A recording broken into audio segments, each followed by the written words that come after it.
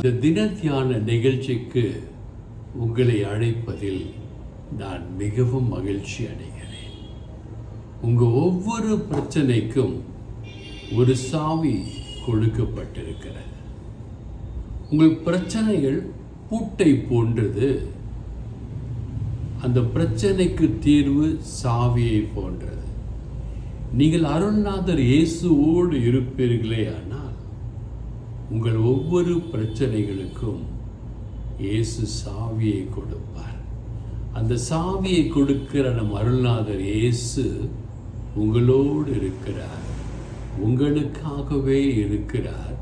உங்களுக்காகவே உலகத்தில் பிறந்து வாழ்ந்து மரித்து ஒரு பாடத்தை சொல்லிக் கொடுத்து உயிர்த்து எழுந்தவர் இந்த இயேசு கிறிஸ்து. ஏமாற்றுபவன் கிடைத்து விட்டான் என்று,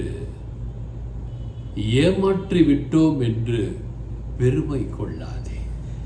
நிறைய பேர் பார்த்தீங்கன்னா கிறிஸ்துவ வாழ்க்கையிலே எனக்கு ஒரு ஏமாந்து போனவன் கிடைத்து விட்டான் என்று சொல்லி ஏமாற்றி விட்டோம் என்று பெருமை கொண்டே இருப்பார்கள். சிலர் பார்த்தீங்கன்னா பிஸ்னஸில் நான் அவனை ஏமாற்றிட்டேன், நடுத்தரோடு நிற்க வச்சுட்டேன், இன்றைக்கி நான் எப்படி இருக்கேன் பாருன்ட்டு அவங்க பெருமிதம் கொள்ளுவாங்க. சிலர் என்ன செய்வாங்கன்னா அவங்களுக்குன்னு கொடுத்த சொத்தை எங்கள் கூட பிறந்தவங்க யாராவது பிடுங்கி கொள்ள போகிறாங்கன்ட்டு அதை விற்று பணமாக்கி வியாபாரத்தில் போடுவாங்க. அப்படி நொடிஞ்சு போயிடும், அந்த பணம்லாம் ஓடி போயிடும். ஏனென்றால் யதார்த்தமாக ஒருவனை பல வருடங்களாக ஏமாற்றி நீ பெற்ற பலன்கள் யாவையும் நொடி பொழுதில் இழந்து விடுவாய். அவ்வாறு நாம் கண்ணிங்கா சில காரியத்தை செய்யும் பொழுது நம்மக்கிட்ட இருக்கிற சொத்துக்கள், ஆஸ்திகள், பதவிகள் எல்லாம் ஒரு நொடி பொழுதில் போயிடும். எனக்கு தெரிந்த சிலர் பார்த்தீங்கன்னா பிறரை ஏமாற்றி பிறர்கிட்ட ரொம்ப பரிதாபமாக பேசி பணத்தை வாங்கிட்டே இருப்பாங்க. அது தேவனுக்கு பிடிக்காது. தேவன் நம்முடைய கையின் பிரயாசத்தை ஆசீர்வதிக்கிறார். திருமணமாகிவிட்ட பின்பு நாம் நம் பிள்ளைகளிடம் எதையுமே எதிர்பார்க்க கூடாது. எங்கேயாவது ஒரு வயசான குருவி தன் பிள்ளைகளிடத்தில் எனக்கு சாப்பாடு கொடுன்னு கேட்குதா? எங்கேயாவது ஒரு வயசான சிங்கம் தன் குட்டி சிங்கத்திடம் எனக்கு வேட்டையாடி கொண்டு வா, பசியாக இருக்கிறேன் என்று சொல்கிறதா? இல்லை. அவைகள் பிரிந்து பிரிந்து பிரிந்து வாழ்கிறது. அவைகளுக்கு கர்த்தர் கொடுத்த சட்டத்தை அவைகள் பின்பற்றுகின்றன. மாறாக நாம் என்ன பண்ணுறோம்? மகன் எனக்கு சாறு வரைக்கும் செய்யணும், என் மருமக என் காலை பிடிச்சி அமுத்தணும், என் மருமகள் எனக்கு பணிவிடை செய்யணும் அப்படின்னு சொல்லி இன்றளவும் அவர்கள் துன்பத்திற்கு நாம் ஆளாகி சமாதானம் என்கிற பூட்டிற்கு சமாதானம் என்கிற சாவியை கொடுக்காமல் இருந்து கொண்டுதான் இருக்கிறோம். பாருங்க, உன்னை விட மிக பெரிய ஏமாற்றுக்காரனிடம் என்பது விதி. உன்னை விட ஒரு பெரிய ஏமாற்றுக்காரர் இருப்பான், அவன்கிட்ட நீ மாட்டிக்க போற, அதுதான் விதி. யார் அந்த ஏமாற்றுக்காரன்? சாத்தான்.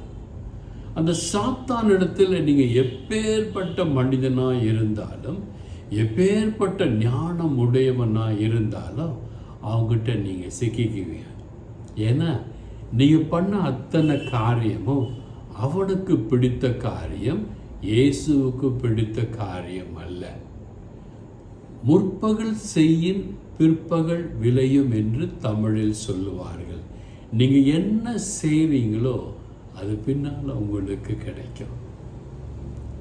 அதைத்தான் ஏசாயா தீர்க்கதரிசியின் புத்தகத்தில் ஆண்டவர் சொன்னார், நீங்கள் கோதுமையை விதைத்தால் முள்ளையா அறுப்பீர்கள். இல்லையே, கோதுமை விதைச்சா கோதுமை தான் வரும், முருங்கை கண்ணு நட்டா முருங்கை மரம் தான் வரும், பலா கண்ணு நட்டா பலா மரம் தான் வரும். நீங்கள் என்ன செய்வீங்களோ அதுதான் உங்களுக்கு கிடைக்கும். ஒருவேளை உங்களுக்கு நல்லது கிடைக்கவில்லை, ஒருவேளை உங்கள் வீட்டில் நல்ல காரியம் நடக்கவில்லை என்றால் நீங்கள் உங்கள் பூட்டிற்கான சாவியை தேட வேண்டிய காலம் வந்துவிட்டது. உங்கள் பிரச்சனை என்கிற பூட்டிற்கு ஏற்ற சாவி எங்கே என்று தேட வேண்டும். உங்களால் தேட முடியாது, ஏனென்றால் நீங்கள் சாவியை தொலைச்சிட்டீங்க. அந்த சாவி எங்கே யாருக்கிட்ட கேட்குறேன்னா நம்ம அருள்நாதர் இயேசுவிடம் கேட்க வேண்டும். ஆண்டவரே, நீர் கொடுத்த சாவியை, சமாதானம் என்கிற சாவியை, சந்தோஷம் என்கிற சாவியை, அன்பு என்கிற சாவியை, ஆசீர்வாதம் என்கிற சாவியை நான் தொலைத்து விட்டேன் ஆண்டவரே, மீண்டும் ஒரு விசை எனக்கு தாரும் ஆண்டவரே என்று கேட்பீர்களேயானால், ஆண்டவர் சொன்ன வார்த்தை, மனம் திரும்புகிற ஒரு பாவியின் நிமித்தம் பரலோகத்தில் மிகுந்த சந்தோஷம் உண்டாகிறது. ஒருவேளை நீங்களும் நானும் அவ்வாறு மனம் திரும்பி ஆண்டவரிடம், ஆண்டவரே எனக்கு சாவியை தாங்கப்பான்னு கேட்பீங்கன்னா ஆண்டவர் உங்களை ஆசீர்வதிக்க வல்லவராயிருக்கிறார். மத்தேயு 16:19 பார்க்கும் பொழுது, பரலோகத்தின் திறவுகோலை நான் உனக்கு தருவேன் என்று இயேசு சொன்னார். பரலோகம் என்கிற ஒரு சந்தோஷமான வாழ்க்கை, நிரந்தரமான வாழ்க்கை, பரலோகத்தின் திறவுகோலை நான் உனக்கு தருவேன் என்று இயேசு சொல்லியிருக்கிறார். எனவே இயேசு பொய் சொல்வாரா என்றால் இயேசு பொய் சொல்லவே மாட்டார். அவர் உங்களுக்கு பரலோகத்தின் திறவுகோலை தரத்தான் விருப்பப்படுகிறார். நீங்கள் ஆசீர்வாதமாக இருக்க வேண்டும் என்று தான் இயேசு விரும்புகிறார். நீங்கள் அவர்கிட்ட போய் பரலோகத்தின் திறவுகோலை, சந்தோஷத்தின் திறவுகோலை, சமாதானத்தின் திறவுகோலை, ஆசீர்வாதத்தின் திறவுகோலை இயேசுவிடம் பெற்றுக்கொள்ள வேண்டும். அவங்கக்கிட்ட போனேன்னா நீங்கள் இயேசுவின் கட்டளைகளை கீழ்ப்படிய வேண்டும். இயேசு சொல்லி கொடுத்த காரியங்களை கீழ்ப்படிய வேண்டும். உன் சகோதரனை சிநேகிக்க வேண்டும். எனக்கு தெரிந்த ஒரு சகோதரன் ஒரு மருத்துவமனைக்கு சென்றிருக்கிறார். அவர் பின்னால் உட்கார்ந்து அவர் தம்பி அவர் பார்க்காம பேசாம அப்படியே போயிட்டார். அவரு ஆண்டவர்கிட்ட பேசுகிறார், ஆண்டவரே இப்படி என் தம்பி பண்ண என்ன பண்ணுறதுன்னு கேட்டு, ஆண்டவர் சொன்ன விட்டுரு, ஏன்னா அவன் உன்னோட சின்னவன், 10 வயசு சின்னவன், அவன் தான் உன்னை வந்து மதிக்கணும் தவிர நீ அவனை மதிக்கணும்னு அவசியமே இல்லை. கொஞ்சம் காசை பார்க்குறான், அதனால் மதிப்பு தெரியல, விட்டு விடு என்று சொன்னார். வெளிப்படுத்தின விசேஷம் 1:18 ஆண்டவர் சொன்னார், மரித்தேன், நான் இறந்தேன். ஆண்டவர் சொன்ன வார்த்தை, இந்த மனித உடல், இயேசுவுக்கு கொடுத்த மனித உடல் மரிக்கப்பட்ட, அவர் கீழ்ப்படிந்தார், சாவுக்கு கீழ்ப்படிந்தார். வேதத்திலே சொன்ன தீர்க்க தரிசனத்திற்கு கீழ்ப்படிந்தார், மரித்தார். ஆனாலும் இதோ சதா காலங்களிலும் உயிரோடு இருக்கிறேன், ஆமென் என்று சொல்லுகிறார். இந்த இயேசு ஒருவர் தான் மனிதனாய் பிறந்து வாழ்ந்து மரித்து சதா காலங்களிலும் உயிரோடு இருக்கிறார். எத்தனையோ பேர் சாமியார்னு சொல்லிட்டு வந்தவங்கலாம் செத்து போனாங்க, என்ன ஆனாங்கன்னு தெரியாது. நான் மரணத்திற்கும் பாதாளத்துக்கும் உரிய திறவுகோலை உடையவனாய் இருக்கிறேன் இயேசு சொன்னார். மரணத்திற்கும் பாதாளத்திற்கும் உரிய திறவுகோலை உடையவராய் இருக்கிறார். நீங்க மரணத்திலிருந்து தப்பிக்கணும், பாதாளத்திலிருந்து தப்பிக்கணும்னா இயேசு கிட்ட போய் அந்த திறவுகோலை நீங்க பெற்றுக்கொண்டு தாங்க ஆடும், இல்லைன்னா முடியாது. எவ்வாறு இயேசு மரித்தாரோ அப்படியே நீங்களும் பாவத்திலே மரிக்க வேண்டும். பாவத்திலே மரித்து புது சிருஷ்டியாக, புது மனிதனாக ஆண்டவருடைய ஆவியிலே உயிர் பெற வேண்டும். இயேசு சொல்கிற வார்த்தையை கீழ்ப்படிய வேண்டும். யோவானுக்கு சுவிசேஷம் 20ஆம் அதிகாரம் 19ஆம் வசனம் இவ்வாறு சொல்கிறது, வாரத்தின் முதல் நாள் சாயங்காலம் சீடர்கள் எல்லோரும் பயத்தினால் கதவுகள் பூட்டப்பட்டிருக்கையில், சீடர்களுக்கு பயம் வந்துடுச்சுங்க.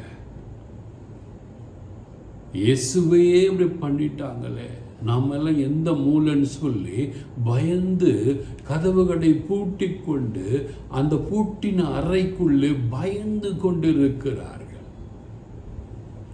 இயேசு வந்து நடுவிலே நின்று உங்களுக்கு சமாதானம் என்றார். பாருங்க, அந்த பூட்டின அறைக்குள்ளே இயேசு வந்தார், உங்களுக்கு சமாதானம் என்றார். ஒருவேளை உங்கள் வாழ்க்கை பிரச்சனையை குறித்து, உங்கள் மகன் திருமணத்தை குறித்து, உங்கள் மகள் வேலையை குறித்து, உங்கள் மகள் பிள்ளை பெற வேண்டும் என்பதை குறித்து, வீடு கட்ட வேண்டும் என்பதை குறித்து, உடல் நலத்தை குறித்து, எதை குறித்து வேணாலும் நீங்கள் கவலைப்பட்டு கொண்டிருங்க, பயந்து கொண்டிருங்க. ஆனாலும் இயேசுவை நீங்கள் அழைக்க வேண்டும். இயேசு உங்கள் நடுவிலே வந்து நிற்பாரே ஆனால் அந்த இயேசு சாவியை கொடுத்துடுவார். என்ன சாவி? சமாதானத்தின் சாவி. அந்த சமாதானத்தின் சாவி உங்கள் கையிலே கிடைக்குமே ஆனால் நீங்கள் சந்தோஷமா இருப்பீங்க, பாட்டு பாடுவீங்க. சந்தோஷம் பொங்குதே, சந்தோஷம் பொங்குதே, சந்தோஷம் என்னில் பொங்குதே என்று பாடல்களை பாடுவீர்கள். எனக்கு பிரியமான அன்பு தெய்வ பிள்ளைகளே, இன்று ஆண்டவரிடம் கேட்டு பாருங்கள், ஆண்டவரே, என் வாழ்க்கை பிரச்சனையின் பூட்டுகளை திறக்க ஒரு சாவியை தாரும் ஆண்டவரே என்று பணிவோடு ஆண்டவரிடம் ஜெபித்து தான் பாருங்களேன், ஆண்டவரிடம் அணுகிதான் பாருங்களேன். ஒரு குழந்தை தகப்பனோடு கெஞ்சுவதைப் போல இயேசுவை பார்த்து கெஞ்சுதான் பாருங்களேன். இயேசுவின் வேத வசனங்கள் ஒவ்வொன்றையும் படித்துதான் பாருங்களேன், சுவைத்துதான் பாருங்களேன். அப்பொழுதுதானே உங்களுக்கு வார்த்தையை கொடுத்து ஆண்டவர் விடுவிப்பார். நீங்களாம் நல்லா இருப்பீங்க, உங்கள் குடும்பம் நல்லா இருக்கும், உங்கள் பிள்ளைகள் நல்லா இருப்பாங்க. நீங்கள் ஆண்டவரை கேட்டு பார்ப்பீர்களே ஆனால். God bless you all.